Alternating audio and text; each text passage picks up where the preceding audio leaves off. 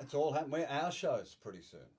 I Yeah. think the only problem, ticket for you at the gate, Richard, is that now there'll be 50 people turn up. It'll be Richard Perno. I'm Richard Perno. No, I'm Richard Perno. He's and so is my wife. That's right. You'll have to use that one. That the other one This, you're on is this mic's a bit. yeah, that's a bit. We haven't paid the bill on that one. Our show's come 149th show. That's Unbelievable, isn't it? yeah, unbelievable. Just the volunteers. That's the big thing I Yeah, think that huge. people miss with those. They turn up to the show, they go around the sites rally, go on some of the rides, they look at all the various things on display, the competitions, the cakes, all the rest of it. But no one actually sits back and goes, wow, I wonder who did all this. Well, some people do, but That's right. not a lot of people think about who did all this. And the Show Society there, some great volunteers, and obviously they've been there and turning over those volunteers for a long time. And have a look around you because there's a part of the show, Matt, that has this wonderful little shady area. It's like an antique garage without the walls. It's right on the edge of the oval itself, and it's sitting there like a monument of its 149 years. It's just a little tiny, I don't know what it is. It's like a shed. Have you seen it? Once upon a time, it was a replica of a grandstand, wasn't it? Yeah, that's it. Funny you should mention that. And that's the bit that's left over. The rest burnt down. Well, no, everyone was saying they should burn the old one down. That was a long saga, wasn't it? Wasn't? Do you remember talking about that? I remember being on the outside of that, looking at that saga going in, and then being Yeah. part of the process to try and get some result out of that. I want an answer from you. Come on, you know what I'm going to talk about, don't you? No idea what you're going to talk about. With you, Richard, there's no, I could never guess. Are we going to be an e-scooter trial? Well, we've progressed. We've actually received something from the state government now. From the last time we talked, I'd spoken to our local member's office, and they said there's something coming. Something has come. We've received something now. And it was just basically, would you like to be part of the trial? Then the expression of interest said, tell us you'd like to be part of the trial and we'll give you more details.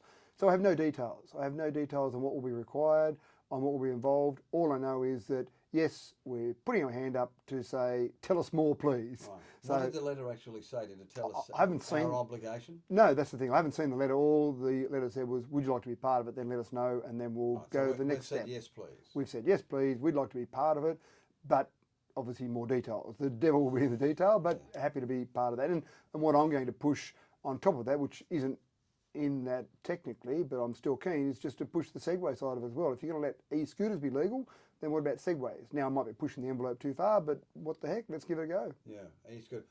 There are many towns that have got them. I mean, you can hire them too these days now. The trial that they're holding in a couple of other centres east of the Great Divide will be a trial, and then you'll have to hire them. You have to be 18, and there was a bit of a sad story that came out of another city, not out in this state, where there was a death with an e-scooter, but sadly the bloke wasn't wearing a helmet apparently, and so that sort of those rules will have to come into play. Well, absolutely right, and safety is obviously a big issue, but at the same time, there are unfortunately accidents that happen sometimes in our society, and helmets, obviously, that's a big part of being on a push bike, or even on push bikes. I see people ride past me sometimes with a helmet, but the strap's undone, and you think, well, what's the point? If you fall off, the helmet's just going to fall off before your head hits the ground anyway. You know about falling off a bike. I know about hitting a helmet on the ground as well. I actually took around one of my helmets when I got hit by a kangaroo. I took that around to a few schools, and my helmet was destroyed, and I was actually knocked out from that one. But when I went to the hospital, they looked at the helmet and they said, look at this. This is why people wear helmets. Yeah. This could have been your head. And it was. The right-hand side of that was just destroyed. So I took it around to a few schools and said, just in conjunction with the teachers, this is why you wear a helmet. So do we know the timeline on this? No idea. It was just really send in something, let us know that you're keen, and then we'll get back to you. Don't call us, we'll call you. Okay, Dougal, get on with it. And a Segway, we want a Segway too. Well, that's me pushing the envelope, but it was technically on e-scooters only. If you'd like to talk to your mayor, do it now in the few minutes remaining on 1300 66 1251. We dealt with a couple of problems the other week. We want your problem. I just had a call from a lovely lady who, I don't know whether this is your patch, but I'll run it by you anyway for notification point of view.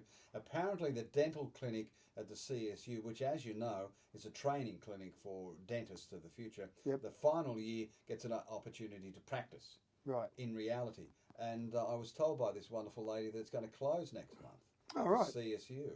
So the whole dental school, or just the dental clinic? Yeah, right. It's going to close. Yeah, well, the dental school is going strong as far as I know. Yeah. And in fact, I'm actually trying to organise at the moment just a time when we can take counsellors up there for a tour. It's not a local government facility, we don't fund it, but it's a good part of our community. So I'm actually trying to organise just a time that will suit counsellors to go up there for a tour.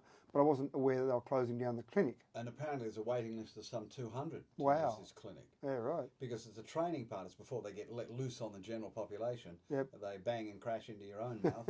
and they're great because the students are, Yeah, well, they're at the end of their training That's then, right. so I'm sure it's going to be absolutely perfectly fine for them. That may happen to be a state government thing, so we'll have to follow through on that too. 2 sets of grants totaling more than $3 million across 30 council areas going to be moved for recycling food waste. The first of the grants, $250,000, part of the New South Wales Environment Protection Authority's Scrap Together FOGO education campaign.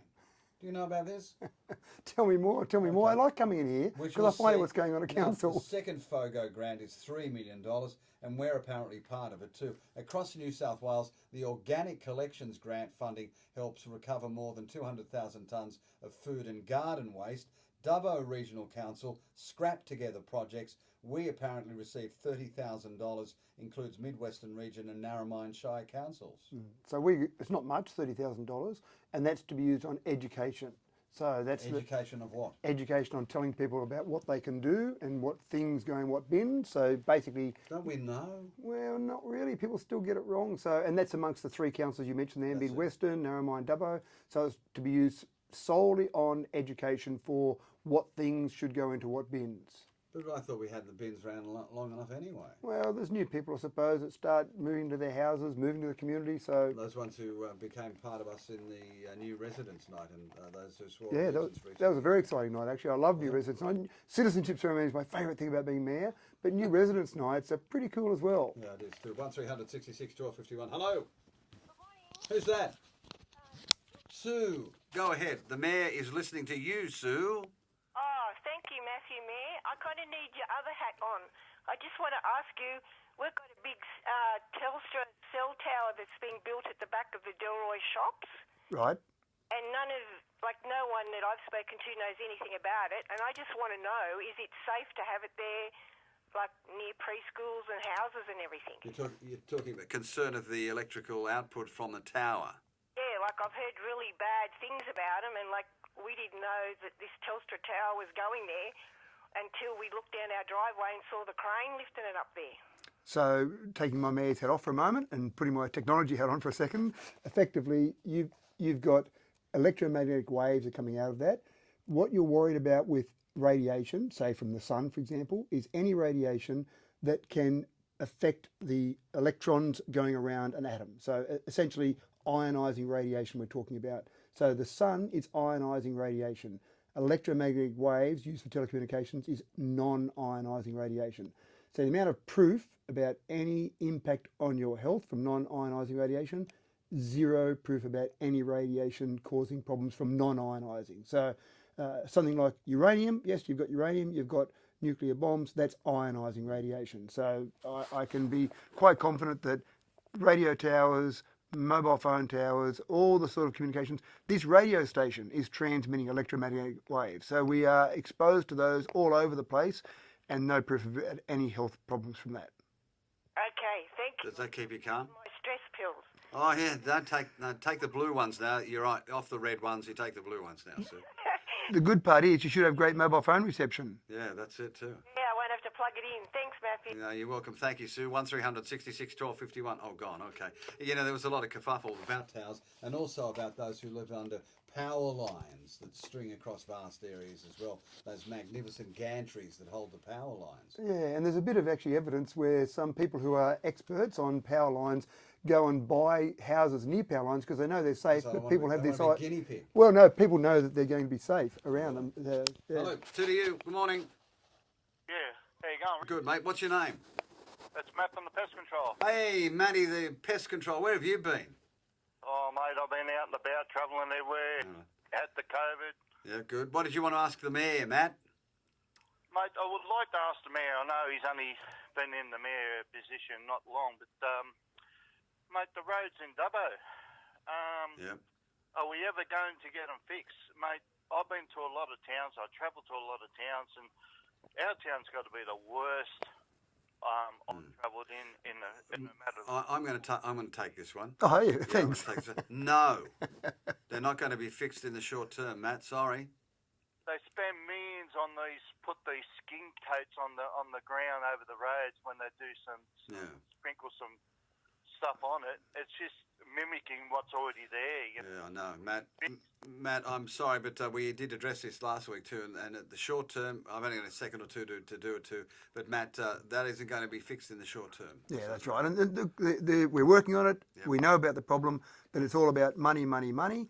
And the last council over the last 3 years gave us a $20.3 million hole that we've got to fill. So it's tough to get there, but we'll keep working on it. We're working on it. Until your breakfast, the Mayor. Thank you. 8 o'clock.